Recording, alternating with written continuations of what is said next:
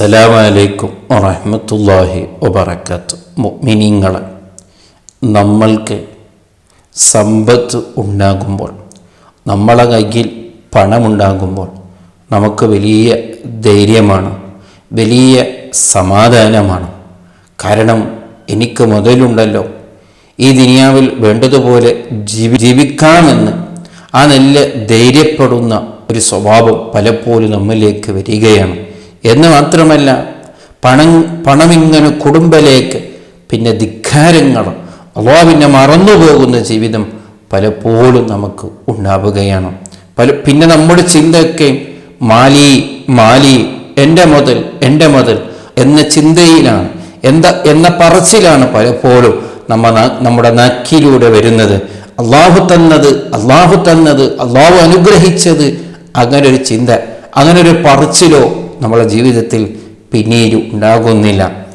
അതേ മഹാന്മാർ പറയുന്നു, മാലി യഖൂലു ഇബ്നു ആദം മാലി. മനുഷ്യന്മാർ പറയുന്നു, എൻ്റെ മുതൽ. എവിടെയാണ് നിന്റെ മുതൽ? വമാലക മിൻ മാലിക, നിന്റെ മുതൽ നിനക്ക് എവിടെയാണുള്ളത്? ഇല്ലാമാ സ്വദഖ്ത, നീ സ്വതക്ക ചെയ്തതല്ലാതെ നിനക്കൊന്നും കിട്ടുകയില്ല.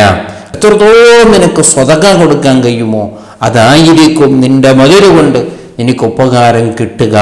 നീ സ്വതക്ക ചെയ്തതിനെ കുറിച്ച് വേണമെങ്കിൽ നിനക്ക് പറയാം, എൻ്റെ മുതൽ, അത് മാത്രമേ നിനക്ക് നിന്റെ ഖബറിലേക്ക് എത്തുകയുള്ളൂ എന്ന് ഗൗരവത്തോടു കൂടെ മനസ്സിലാക്കണമെന്ന് മഹാന്മാർ നമ്മെ പഠിപ്പിക്കുകയാണ്.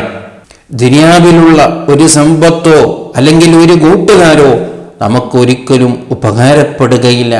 നമ്മളെ ഖബറിലേക്ക് ഉപകാരപ്പെടുന്നത് നാം ചെയ്തത് മാത്രമേ, നാം ചെയ്ത അമാലുകളും നാം ചെയ്ത സ്വതക്കുകളും മാത്രമാണ്. നോക്കൂ, നമ്മൾക്കുള്ള കൂട്ടുകാർ 3 രീതിയിലാണ്. ഒന്ന്, നമ്മുടെ റൂഹ് പിടിക്കുന്നത് വരെ മാത്രമേ ആ നമ്മുടെ കൂട്ടുകാരുണ്ടാവുകയുള്ളൂ. വസാനി ഇലാ ഖബരിഹി, രണ്ടാമത്തെ കൂട്ടുകാർ നമ്മുടെ ഖബർ വരെ മാത്രമേ ഉണ്ടാവുകയുള്ളൂ. വസാലിസു ഇലാ മഹ്ശറിഹി, മൂന്നാമത്തൊരു കൂട്ടുകാരുണ്ട്, അത് നമ്മുടെ മഹ്ശറിലേക്കും എത്തും.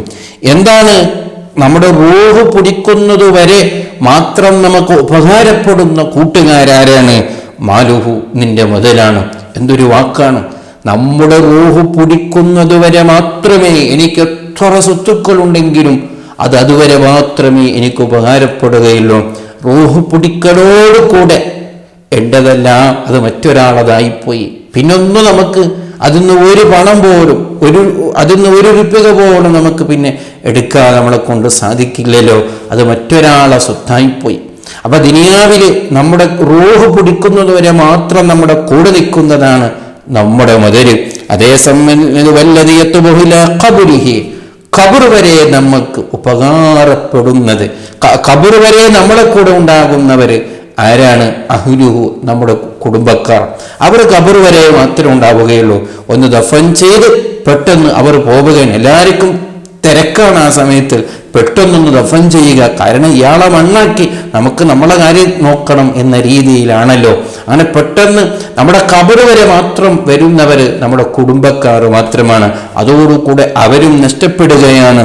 അതേ സമയത്ത് വല്ലദിയത്തു ബഹുലാ മഹ്ശരി അമലുഹു, നമ്മുടെ കൂടെ നിൽക്കുന്നത് ഖബറിലും മഹ്ശറിലും നമ്മളെ കൂടെ നിൽക്കുന്നത് നാം ചെയ്യുന്ന അമലുകൾ മാത്രം, നാം ചെയ്ത സ്വതക്കകൾ മാത്രം.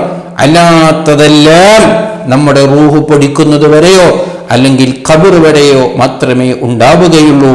മറ്റതെല്ലാം നമുക്ക് നഷ്ടപ്പെടും, മറ്റതെല്ലാം ഒന്നും ഉപകാരത്തിന് കിട്ടുകയില്ല. അത് മറ്റതെല്ലാം നമ്മെ മറന്നുപോകും. നമ്മുടെ കുടുംബക്കാരാണെങ്കിൽ പോലും അവർ നമ്മെ മറന്നുപോകും. ഇടയ്ക്കിടയ്ക്കൊന്ന് ഓർക്കുമെന്നല്ലാതെ എന്നും നമ്മുടെ ചിന്തയിൽ അവരുണ്ടാവുകയില്ല. പക്ഷേ നമ്മളെ കൂടെ നിൽക്കുന്നത്, നമുക്ക് ഉപകാരപ്പെടുന്നത് ഈ ദുനിയാവിൽ ജീവിക്കുന്ന കാലത്ത് നാം ചിന്തയോടുകൂടെ പ്രവർത്തിച്ച എൻ്റെ ഖബറിലേക്ക് ഉപകാരപ്പെടണമെന്ന് കരുതി നാം ചെയ്ത നല്ല അമലുകൾ മാത്രം എന്ന ബോധം നമുക്കുണ്ടാകണം. ആ നല്ല ബോധം തന്ന് അല്ലാഹു നമ്മെ അനുഗ്രഹിക്കട്ടെ. അസ്സലാമു അലൈക്കും വറഹ്മത്തുള്ളാഹി വബറകാതുഹു.